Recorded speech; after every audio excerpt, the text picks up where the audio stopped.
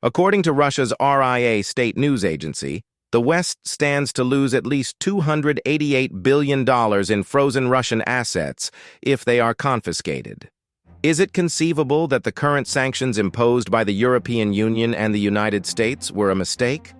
This aggressive campaign against Russia has backfired, as Russia has responded with additional sanctions and is seizing all Western-owned enterprises and assets in the nation, particularly those of US and EU banks.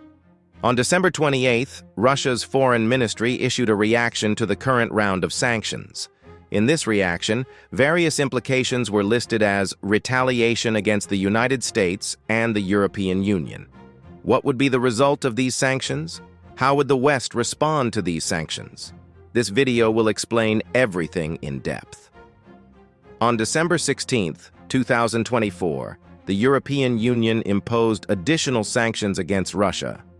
This new round of economic sanctions is the 15th imposed on the Kremlin since 2022, with the goal of further isolating Russia economically and diplomatically. Now that Putin's administration has responded with countermeasures, it is expected that more than $280 billion in Western assets would be targeted. These are assets within Russia's boundaries. We are entering a new chapter of geopolitical tensions between the United States, the European Union, and Russia. How will this influence both sides? Interestingly, the West has a significant edge in terms of the value of Russian assets it has frozen versus the assets Russia can collect from Western corporations. According to recent estimates, the West has frozen around $300 billion in Russian central bank reserves and other assets worldwide. This comprises funds held at numerous financial institutions in Europe and the United States. European banks have the biggest proportion, approximately 207 billion euros in Europe. American institutions are next, with $67 billion in US dollars, followed by 37 billion pounds in British pounds in UK banks. Japanese financial institutions have $36 billion in yen, while lesser quantities of $19 billion in Canadian dollars and $6 billion in Australian dollars are stored overseas.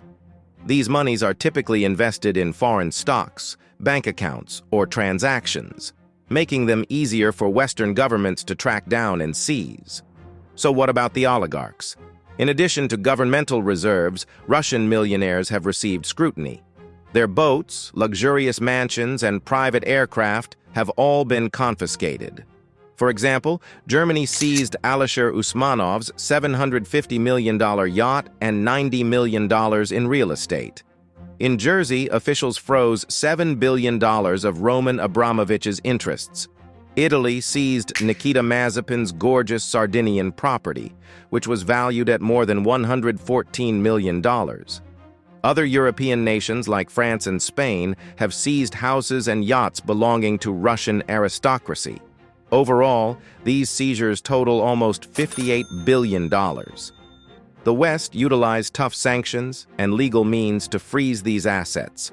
Governments worked together through a task force named RIPO, Russian elites, proxies, and oligarchs, to trace and seize riches across borders.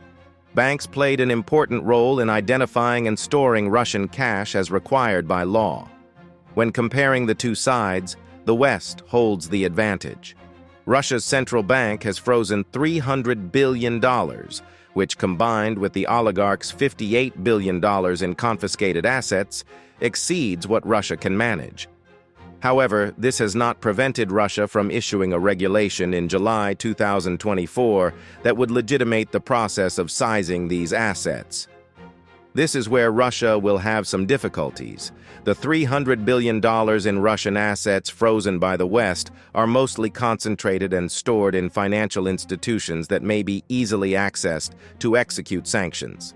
In contrast, Russia's $288 billion in Western assets is more dispersed and scattered across several industries and firms, making coordinated seizure more difficult.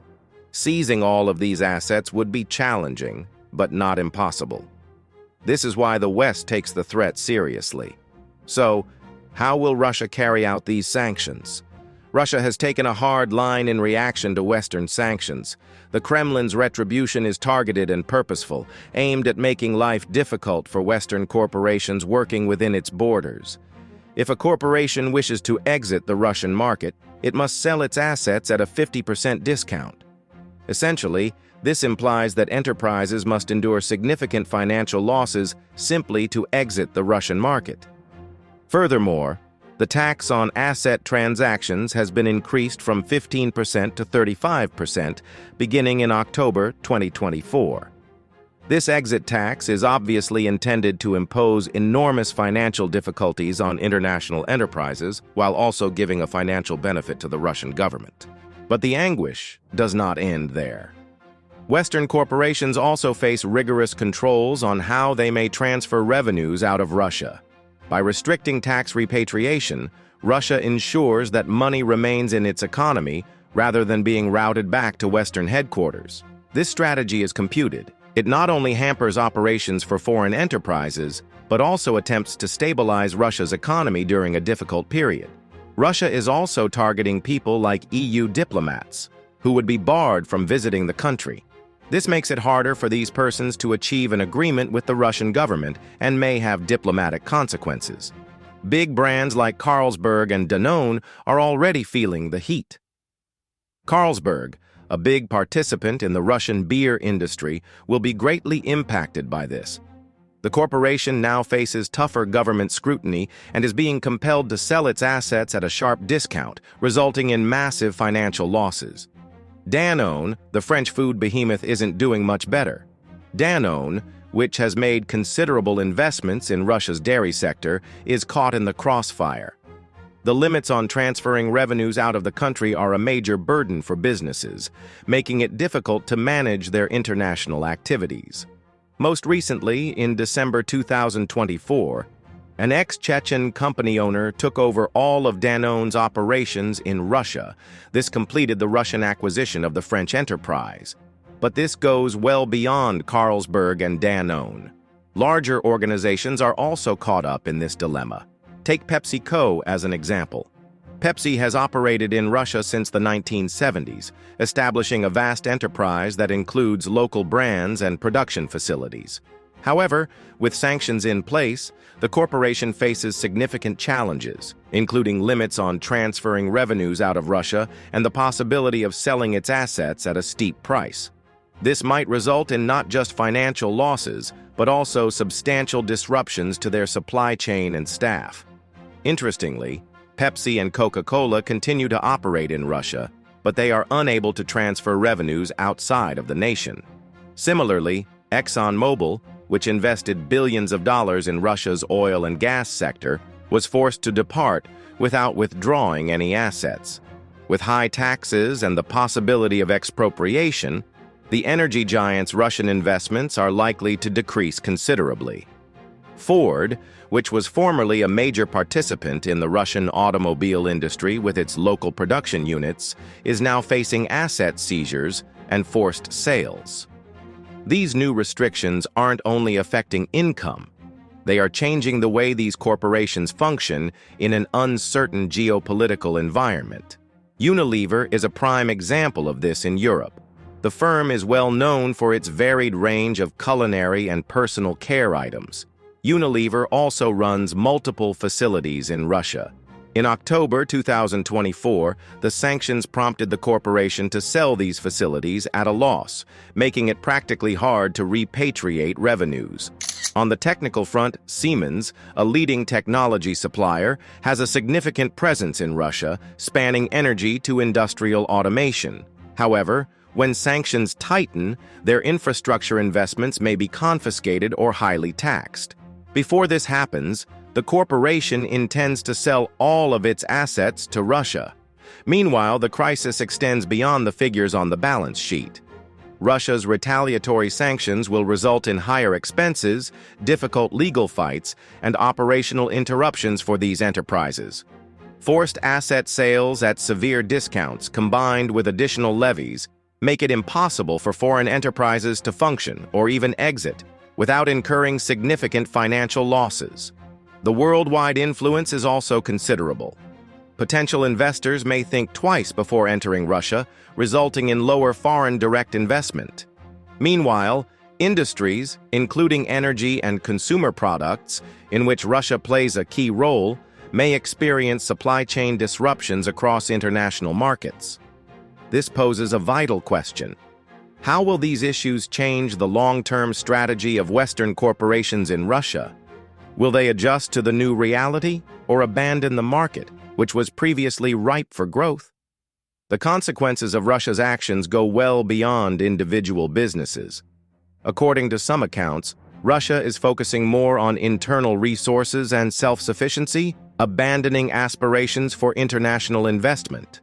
However, the implications may not be limited to the local economy. Will these economic shocks remain in Russia, or will they cause worldwide alterations in corporate tactics, demanding adaptation to unpredictable regions? By attacking Western firms, Russia is sending a clear statement that it will not succumb to economic pressure. This decision exacerbates already fragile relations with the West, while also indicating a willingness to deepen the economic stalemate. In a recent news conference, President Vladimir Putin stressed that Russia's economy has grown stronger because it has learned to be self-sufficient from the West. The restrictions have merely helped Russia expand its market and find alternatives to Western penalties. Diplomatic ties, which were already tense owing to the situation in Ukraine, are expected to deteriorate further. This rising hostility foreshadows Russia's further geopolitical isolation. As Western corporations withdraw, Russia risks becoming more isolated from the global economy, which might lead to long-term economic stagnation. And then there's the possibility of escalation. With each side launching additional economic measures, the threat of a full-fledged economic war appears to be increasing. The European Union has responded to Russia's aggressive economic policies with a determined and strategic counteroffensive. These regulations are intended to safeguard European firms against financial losses and operational instability. At the same time, they demonstrate the EU's determination to protect its economic interests while resisting foreign demands. But how successful will these initiatives be in the long term? Can they genuinely mitigate the impact of the rising economic conflict? Protecting European enterprises is a crucial component of the EU's 15th sanctions package, which was enacted in December 2024. One of the most significant safeguards is the prohibition on executing Russian court rulings within the EU. This effectively eliminates any attempts by Russian authorities to confiscate European assets or levy financial fines through its legal system. By refusing to acknowledge these decrees, the EU protects its enterprises from potentially disastrous legal and financial consequences. Recognizing the difficulty of exiting the Russian market, the EU has extended market exit deadlines. To allow for debate and evaluation, the EU has extended the deadline for imposing additional sanctions on Russia until 2025. This allows them the necessary breathing room to organize orderly withdrawals. This step eliminates the need for rapid financial judgments, lowering the chance of significant losses. Furthermore, the penalties package includes legislative safeguards for central securities depositories, which are important actors in Europe's financial system. Russia will no longer take punitive steps against these institutions, which handle securities and facilitate seamless transactions. This protection prevents disruptions that may otherwise spread across the European financial markets. All of this is covered in the EU's 15th sanctions package, enacted in December 2024. It is yet unclear how these safeguards will influence the conflict's overall dynamics. We also anticipate greater consequences and engagement of other countries, particularly in the global south. These sanctions and counter-sanctions simply erode confidence in doing business with the West. And when Russia responds, global investors will become increasingly wary of investing in any of the nations involved. Will the increasing cycle of retaliation spiral out of control? Will diplomacy win before the global economy feels the full brunt of this conflict? The conclusion might have long-term implications for how nations navigate economic and geopolitical power. If you found this video useful, Be sure to check out our channel for more in-depth examinations of global economic trends. Don't forget to subscribe to remain informed about the newest developments. Thank you for viewing, and we'll see you in the future video.